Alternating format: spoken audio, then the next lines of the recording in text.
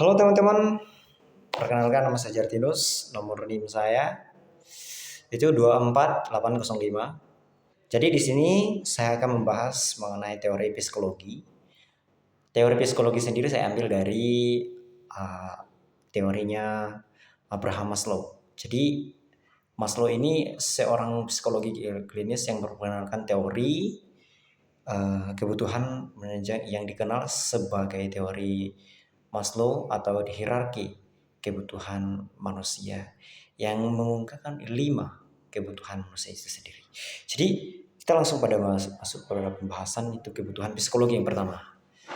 Yang tadi 5 kebutuhan manusia. Yang pertama itu kebutuhan psikologi. Jadi kebutuhan psikologi itu kebutuhan dasar manusia yang kebutuhan tubuh manusia untuk mempertahankan hidup. Kebutuhan tersebut meliputi makanan, air, udara, rumput, pakaian, dan seks. Jadi di pembahasan ini bagaimana manusia itu bertahan hidup. Hidup di muka bumi ya seperti itu. Jadi kalau tidak makan ya otomatis lapar, sakit, apa segala macam. Jadi bagaimana manusia itu bisa bertahan hidup di dunia ini. Yang kedua itu ada kebutuhan rasa aman. Selain dari fisiologis ya, selain dari fisiologis, kebutuhan rasa aman itu juga merupakan kebutuhan tingkat kedua. Setelah kebutuhan dasar ya. Ini juga merupakan kebutuhan perlindungan bagi fisik manusia.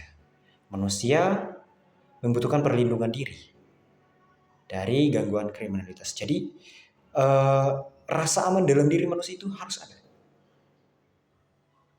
Karena di dunia ini rentan sekali terjadinya pembunuhan, pembulian, itu masih ada. Dan sampai sekarang itu masih terjadi. Kayak seperti terjadinya kriminalitas atau kasus-kasus yang lain. Itu karena memuaskan hasrat manusia itu dan dia melakukan segala sesuatu. Jadi rasa aman dalam diri manusia itu harus ada. Jadi tubuh manusia ini membutuhkan perlindungan seperti itu, sehingga bisa hidup dengan aman dan nyaman. Jadi yang ketiga, teori Abraham Maslow ini yang ketiga itu adalah kebutuhan sosial. Jadi kebutuhan sosial ini adalah kebutuhan dasar yang berdasarkan rasa memiliki dan dimiliki agar dapat diterima oleh orang-orang yang sekelilingnya. Dan kebutuhan ini tersebut berdasarkan kepada perlunya manusia, kebutuhan atau dengan yang lainnya. Jadi manusia hidup itu tidak bisa hidup sendiri. Jadi manusia itu butuh teman, butuh pendamping seperti itu. Butuh tempat cerita atau butuh tempat, sekalipun kita tinggal di hutan, kita tidak mungkin hidup di hutan itu tidak tanpa teman. Pasti kita akan mencari, seperti kayak kita berkawan sama hewan seperti itu. Kalau kita hidup di lingkungan masyarakat, pasti kita akan berbaur dengan masyarakat seperti itu. Karena manusia itu tidak bisa hidup sendiri, tidak bisa berkomunikasi. Kalau misalnya ini ada satu contoh, ada satu anak dia tinggal di hutan, dia bersahabat dengan berbagai macam binatang dan dia tidak bisa berbahasa manusia, dia bisa berbahasa hewan di sana. Jadi karena si anak ini udah tinggal besar dan di sana di hutan, dia berbaur dengan semua makhluk binatang semua di situ. Jadi si manusia ini dia tidak mengetahui bahwa dia manusia. Jadi itu sangat penting menurut saya. Berbaur dengan manusia itu sangat penting sekali. Karena manusia itu kalau tidak ada manusia lain dia tidak bisa apa-apa. Yang keempat itu kebutuhan ego. Selain dari kebutuhan-kebutuhan yang lain, kebutuhan ego ini itu mencapai derajat yang lebih tinggi dari yang lainnya. Karena manusia berusaha untuk mencapai prestasi, reputasi, dan status yang lebih baik. Manusia juga memiliki ego yang kuat untuk bisa mencapai prestasi yang lebih baik untuk dirinya sendiri. Jadi di kebutuhan ego ini juga kayak pendidikan itu sangat penting sekali. Karena Ini mencakup dengan pendidikan. Kalau misalnya dia tidak punya tujuan atau segala macam, dia tuh merasa dia itu bodoh gitu, tolol gitu.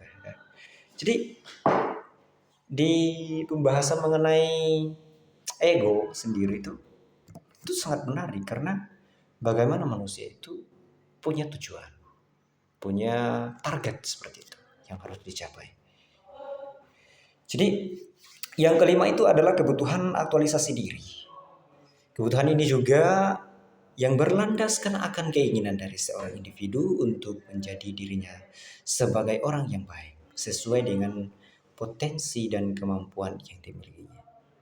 Jadi setiap orang itu tidak sempurna, ya.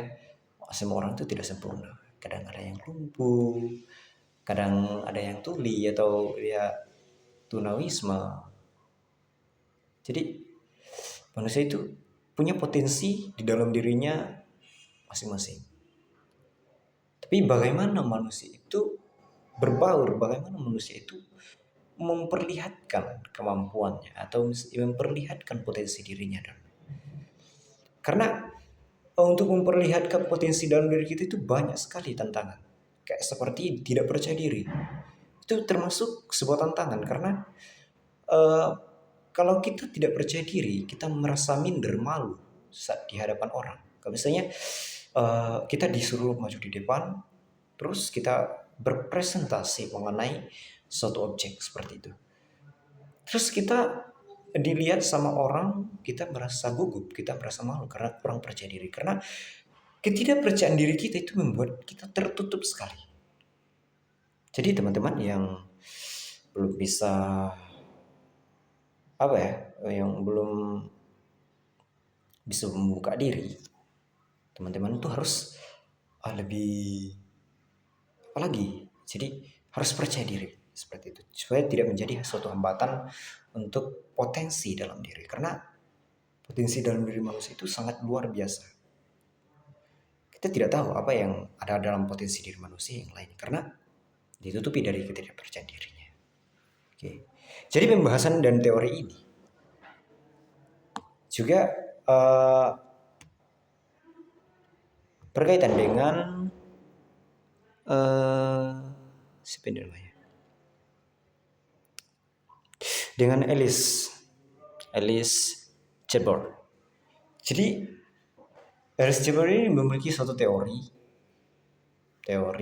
mengenai agama dan kebahagiaan.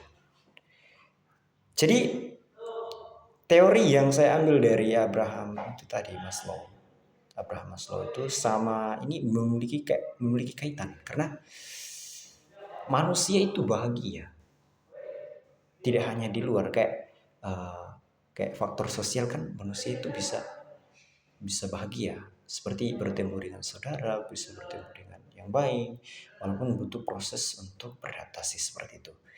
Jadi manusia itu bisa juga bahagia terhadap lingkungan seperti kayak dengan lingkungan bersih, dengan pemandangan yang indah, manusia itu juga merasa senang. Tapi di sisi lain, manusia itu juga harus penting dengan namanya agama karena sekalipun agama itu menurut orang itu tidak penting kayak di USA itu agama menurut mereka itu sesuatu tidak penting-penting banget. Jadi mereka itu lebih mementingkan pendidikan seperti itu. Jadi agama ini mereka anggap itu kayak biasa saja. Seperti di Swedia itu tuh mereka seperti yang ada di Alice Chabot itu kayak penelitiannya di Swedia, masyarakat di situ punya penyakit mental seperti itu. Jadi pemerintah di situ memiliki target untuk kesembuhan penyakit mental masyarakat. Jadi dan ini merupakan sesuatu yang sangat menarik menurutku karena artikel dari Alice Chabot ini juga bagaimana manusia bisa senang sekalipun di berbaur dengan agama, sekalipun di luar. Tapi kan ada juga beberapa orang yang berpikir positif mengenai agama. Seperti ada teman kita juga, ada temanku, dia itu sangat percaya dengan agama. Dan menurutnya itu sangat penting. Karena setelah dia sakit, dia berdoa meminta kesembuhannya. Ya. Dia itu dan dia itu berasa sakitnya itu hilang, jadi dia sembuh gitu. Jadi makanya dia percaya dengan agama. Ada juga orang yang memandang, yang berprinsip mengenai agama itu tidak terlalu penting sekali. Dan banyak juga orang-orang yang kurang setuju mengenai agama. Seperti yang orang-orang di luar sana juga, mereka lebih memilih menjadi seorang ateis. Karena menurut mereka agama itu tidak terlalu penting-penting sekali. Jadi teman-teman semuanya, kalau misalnya ini agama itu, menurut saya itu terlalu penting. Itu sangat penting sekali.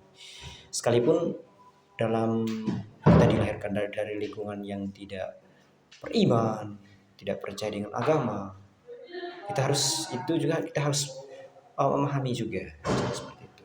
Mungkin ini hasil presentasi yang saya berikan di sore hari ini. Mungkin kalau ada kata yang salah, mohon dibicarakan dengan baik-baik, tidak malah mencari orang yang lebih baik seperti itu. Jika ada yang bahasa yang kelewat, ya nggak apa-apa. Jadi mungkin saya Jardinus, saya akhiri presentasi ini dengan rendah hati seperti itu. Terima kasih.